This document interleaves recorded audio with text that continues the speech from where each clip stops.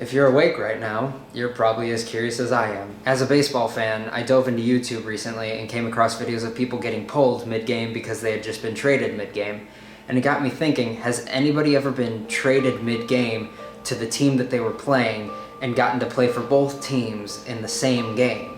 Well, logistically that can't happen because rosters get set beforehand and everything gets locked, so it's done. Hypothetically, it could happen and it's almost happened. And historically, it's happened.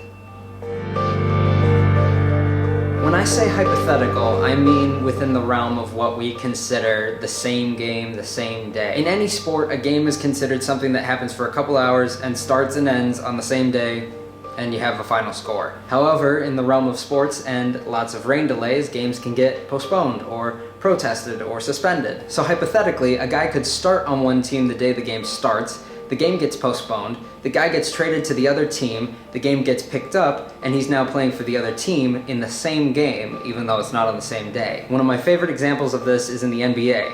The game begins November 8th, 1978. Harvey Catchings and Ralph Simpson both play for the Philadelphia 76ers. Eric Money plays for the New Jersey Nets. On February 7th, 1979, all of them are traded to opposing teams. That game completes on March 23rd, 1979. They all played for both teams. They all played in one game, even though there was an extensive period where the game was not happening. So theoretically, thanks to suspension, it's happened in basketball, but what about baseball? There was a misconception that Jim Brosnan had done this once in a hypothetical situation in Harry Simon's book, So You Think You Know Baseball, where Brosnan was both the winning pitcher and the losing pitcher in one game because of being traded after a suspended game. In a hypothetical sense, a suspended game is really the only way a player can play for both teams in the same game. So theoretically, has that happened before? The MLB's first theoretical instance was on June 17th, 1945. The Brooklyn Dodgers versus the Boston Braves. The reserve Dodger Maury Adderholt sits on the bench for the Brooklyn Dodgers. The game gets suspended.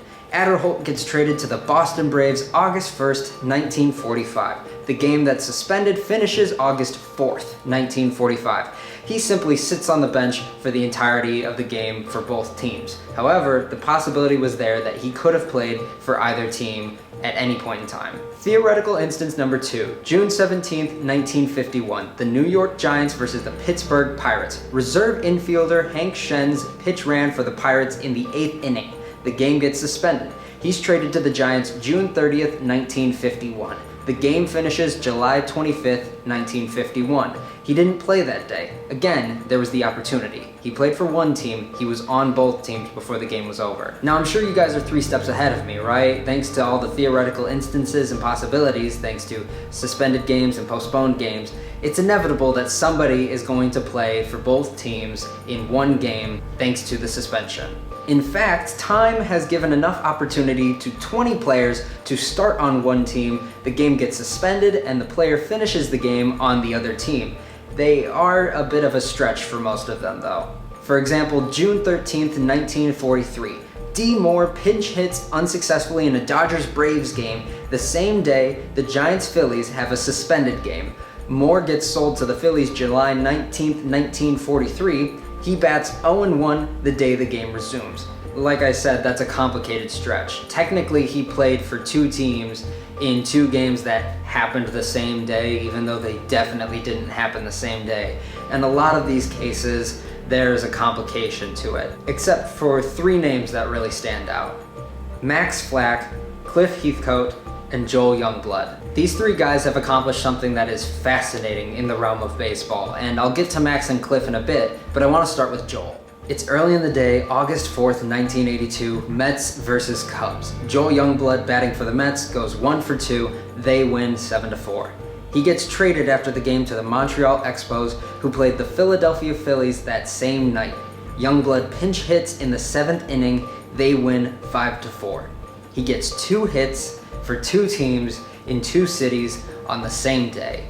Now that's pretty impressive. If nobody is going to do this feat of playing for 2 teams in the same game on the same day, that's a close second. However, thanks to Max and Cliff, it's a close third.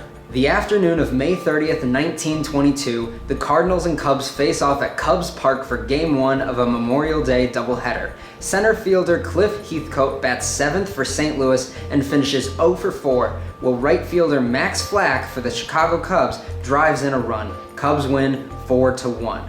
A few hours later, Game 2 starts. Batting 5th and playing right field for the Cubs, Cliff Heathcote, and leading off for the Cardinals, Max Flack. With such a quick transaction, and since names weren't printed on the back of jerseys until the 1960s, the two players simply swapped uniforms. Cliff Heathcote hits 2 for 4 with his new team, and the Cubs win again, this time 3-1. This one fascinates me. I know it's not the same game, but it's the same day, it's both the same teams on the same day, both players play for both teams. That's pretty impressive. So hypothetically, thanks to suspended and postponed games, there have been plenty of opportunities and will still be plenty of opportunities for players to start on one team, get traded during the postponing, and then end up playing for the other team during that same game. However, at the beginning of the video, I said that this has happened once historically, but it's a bit different because what I was looking for was one player that had played for two teams in the same game on the same day. What I found was one player that had played for 10 teams in the same 5 games on the same day. That person is comedic legend Will Ferrell. Wow. Are you ready for this historic moment? Will Ferrell, March 12th, 2015. Seattle Mariners versus Oakland A's. He starts playing shortstop for the Oakland A's. He gets traded after an inning to the other team, plays second base for the Seattle Mariners. Later that day, Chicago Cubs versus the Los Angeles Angels. He gets traded to the Los Angeles Angels, plays center field for them, gets traded after an inning, plays third base coach, first base, and pitch hits for the Cubs. Later that day, gets traded, Cincinnati Reds versus Arizona Diamondbacks. He is on the Diamondbacks. He plays left field. He gets traded after an inning. He plays third base for the Reds. He later flies to the San Francisco Giants Chicago White Sox game. He is traded to the White Sox. He is a designated hitter. He gets traded after the inning and plays catcher for the Giants. Are you sticking with me? I hope so. We are not done. Later that day, he flies to the Los Angeles Dodgers San Diego Padres game. He is traded to the Dodgers, pitches an inning for the Dodgers, gets traded after the inning, plays right field for the Padres. One day, 5 games, 10 teams, every position. That has never been done before, never thought about being done before, and probably will never happen again. Ever. The thing that makes this moment fascinating is that it wasn't just some celebrity guest appearance where he went out there and threw the first pitch. He physically got an out. He physically pitched the ball. He physically batted. He physically threw the ball from center field to second base and held a run in check. He actually played each position. He actually had a point and a purpose during the game for every position, for every team that he played for. He actually played in 5 games for 10 teams in one day. So to Max, Cliff, Joel, and the other 17 people that have hypothetically completed such a fate, pat on the back.